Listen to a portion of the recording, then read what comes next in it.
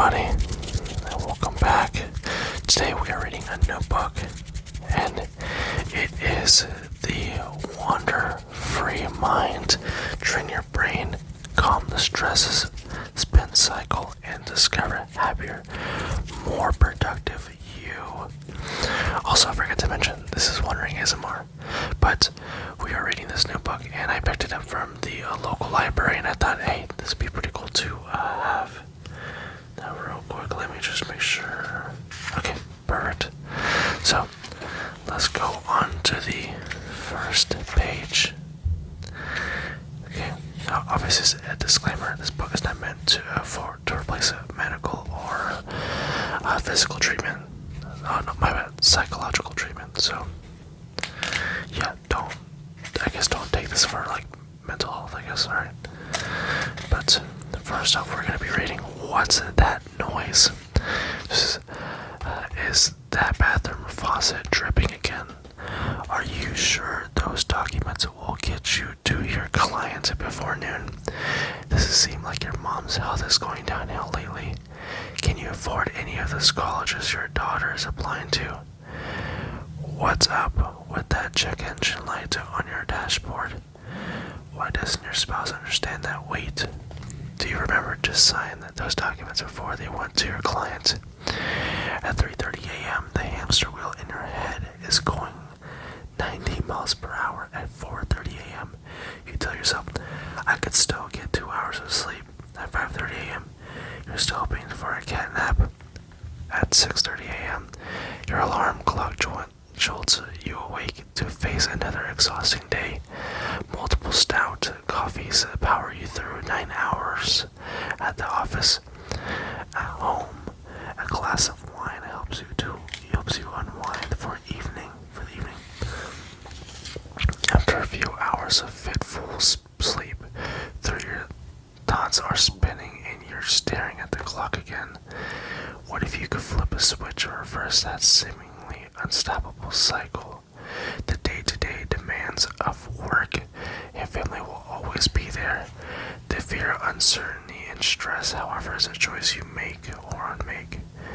How would it change your life, health, and relationships if you replace your fatigue, self-doubt, and constant worry with energy, confidence, and calm? If you've been wondering why the negatives in your life seem to overwhelm the good things, or why your mind won't turn off that incessant worrying, it's time to take control. With our easy-to-implement tools and exercises, you can shatter the illusions that keep you in a constant state of worry. Meet everyday challenges with clarity and confidence, and free your mind for the larger, more joyful task of being fully, gladly alive. We'll help you think outside of the rules and boundaries that you've set for yourself, consciously and unconsciously, and upgrade your beliefs and habits to break the cycle of worry that's been wearing you down. Discover a calmer, happier version of yourself. How do you go from worry and rumination to a calm and peaceful mind? Tim Ferriss, New York Times bestselling author of The 4-Hour Workweek, say you don't have to be Superman to get Superman results. You just need a better toolkit. We've got that toolkit right here, filled with transformative tools and practices that are exploding people's expectations of what is possible. Groundbreaking research in neuroplasticity, epigenetics, and quantum physics has revealed that you don't have to be a victim of genes, circumstances, or your mind. The construction of your physical and emotional reality depends on where you chose to place your attention. If your mind focuses on the negative, your reality will look pretty negative too, which can cause you to live in a constant state of worry. But now, the ability to heal your negative thinking, enjoy the present, manage your mind, and change the harmful habits, perceptions, and behaviors that fuel your worry is at your fingertips. And the worry-free mind will teach you how to quickly calm yourself whenever worry or fear threatens set up your environment to support the change you desire. Though easy and approachable applications of the latest neuroscience will enable you to tangibly, quantifiably retool the way your brain works so you can break free from damaging patterns and wake up to a happier, healthier, more vibrant life. How we know it works. Together we have more than 60 years of experience helping people just like you calm their fears, ease their worries, and take steps to create a better future. The worry-free mind is for anyone who finds that incessant worrying is ruining his or her quality of life. By opting ways to harness the dynamic and healing capabilities of the mind, we've been able to help thousands of patients overcome difficult circumstances and devastating life shocks, as well as cope with the ordinary day-to-day troubles that can wear a person down.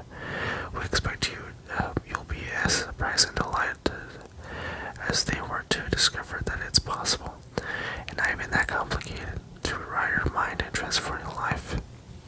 The primary goal of this book is to help you build a resilient inner life that can manage the life shocks, those sudden unpleasant jolts that come out of the blue and knock you off your path toward your goals and slow your progress toward becoming the person you want to be.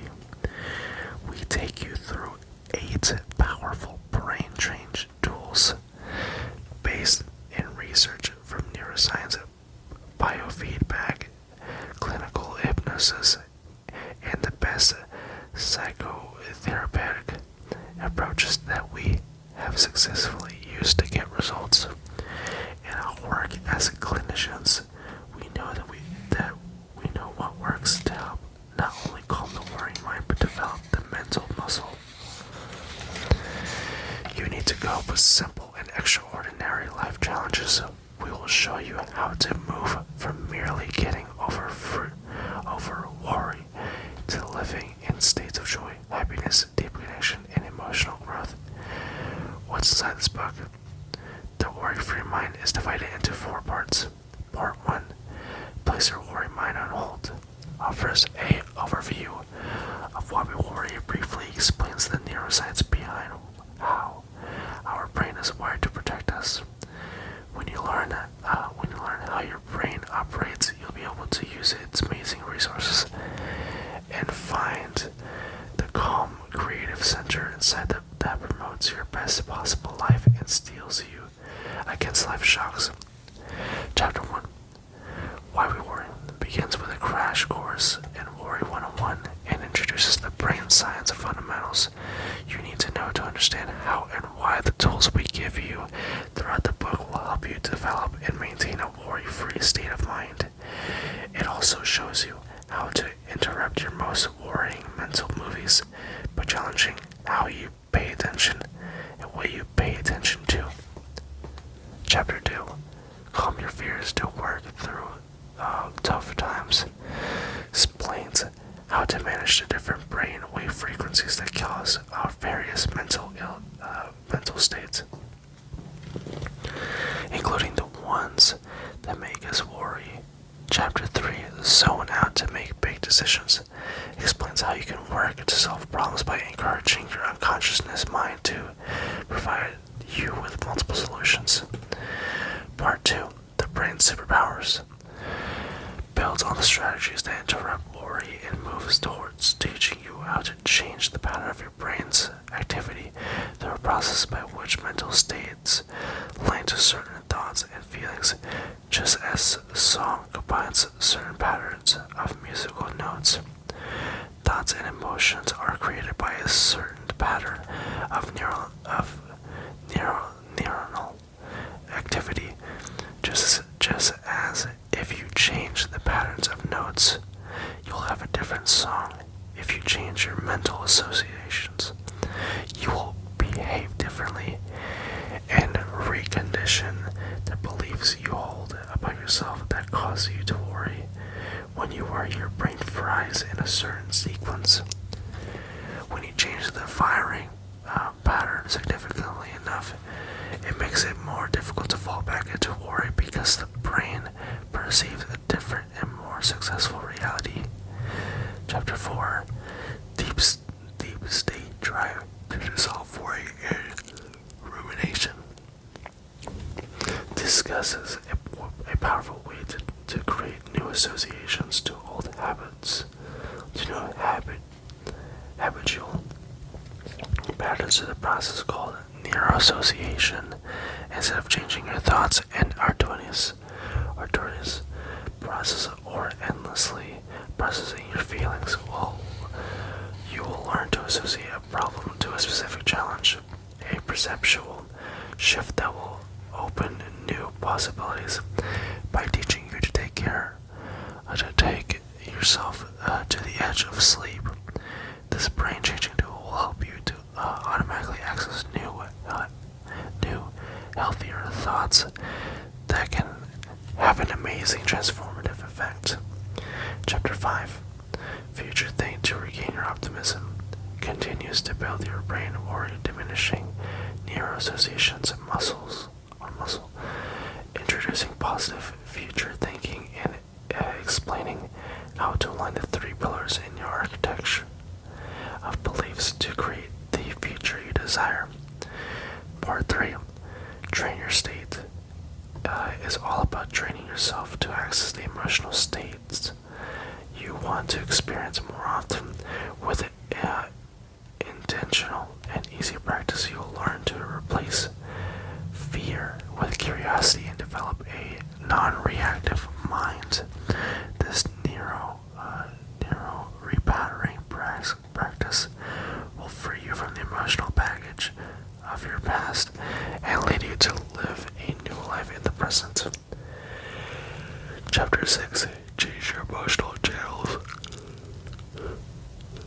Identifies 7 emotional circuits that you can learn to turn off and on at will, so you can overcome old emotional conditioning through simply practicing the emotional states you desire. You can recondition the mind to avoid allowing your negative emotions to determine your behavior. Chapter 7. Neuro Wellness Rituals to break through crisis. Exploring the existential crisis most of us experience at some point in our lives that may have us often stimulate the apex of worry. These practices help you quiet the chaotic worry chatter so you can connect to your desires and dreams and take steps toward making them come true.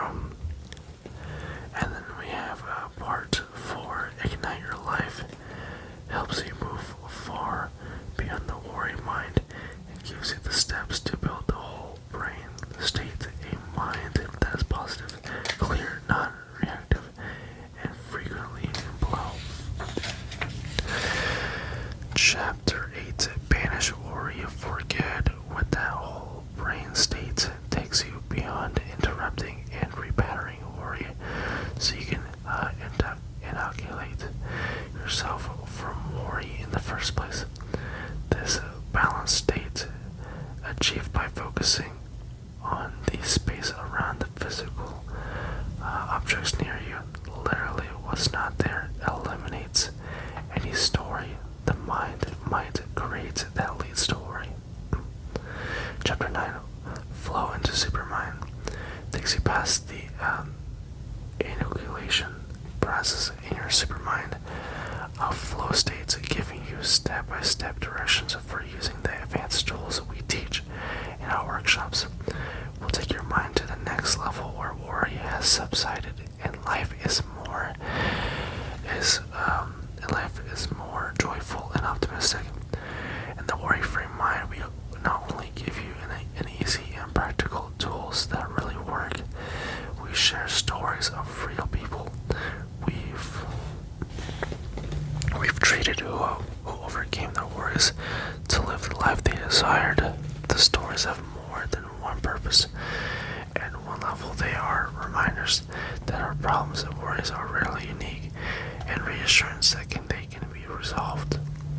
At a deeper level, the stories can tap into your own creative unconsciousness source of solutions and wisdom. They may lead you to recognize positive aspects in yourself, help you identify your untapped potential, build your self-assurance, and stimulate your imagination to take action in your life. We have seen many people make extraordinary changes in their lives by using these strategies and brain change tools. In this book, our hope is that you will try them too. We are sure you will find that you are stronger than you realize, that you have greater abilities than you thought, and that your mind is far more powerful than you know. Don't worry, we'll show you how. Part 1. Place your worry mind on hold. Okay, and then chapter 1. Why we worry. Murray wakes up in the middle of the night, heart pounding. Is someone trying to open the kitchen door? No, it's the plumbing. Her husband snores softly beside her, but she feels utterly alone in the dark as her mind starts racing, and instead of drifting back to sleep, watching pleasant dreams unwind, she'll now lie awake for hours, viewing an endless slide show of big and little things she's worried about all day. Two kids struggling through adolescence, the possibility that her husband might lose his job, leaving her as a sole wage earner, her aging parents requiring more care than their fixed income provides, and the house has turned into a money pit they've never climbed out of. By the time we met Mary, the strain of her incessant anxiety and sleepless nights had begun to take their toll. She was perpetually exhausted. Her husband complained she was snippy. She had no patience with her children, and life was starting to look joyless and gray. And when she tried to imagine the future, all she could envision was more of the same.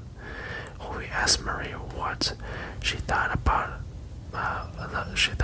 might be the first step towards feeling better, she said, sleep used to give me a break from that B movie in my head.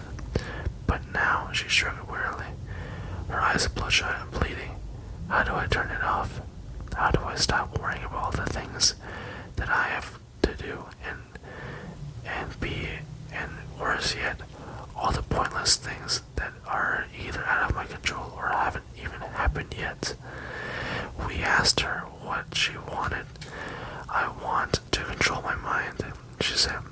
I want to be more relaxed and confident. I want to believe things will work out so I don't feel we're on the edge of crisis all the time, she added reluctantly, as if it might be too much to hope for. I would love to do some things for myself, like walk by the ocean and watch the Tingles soar over the water. This belief washed over her face when we told her we could help. She was about to discover how to use her brain to create a life she yearned for. You can too. You picked up this book, you read the first page. This is you want to change. You want to free yourself from the worry. You want to change the spin cycle that keeps you awake at night. You want to open your eyes in the morning with a surge of hope and joy. You want to place through a productive day uninterrupted by a mental horror show of towers, possibilities, and impending obstacles. You've already taken the first step. We're here to help you with the rest of the journey. Believe in your abilities. You didn't always worry, right? In fact, you most likely came into the world with a sense of fearlessness and expectation. If life went well, you had no lack of self-confidence and were enormously curious about life and how it worked. Consider when you begin to walk. You mastered a complicated motor activity that took patience, resilience, and the willingness to literally and figuratively stand on your own 2 feet. You had to master balance, shift your weight, move forward without falling, and notice potential obstacles in the way, all at the same time. Simultaneously, you learn a variety of emotional tasks by learning to walk.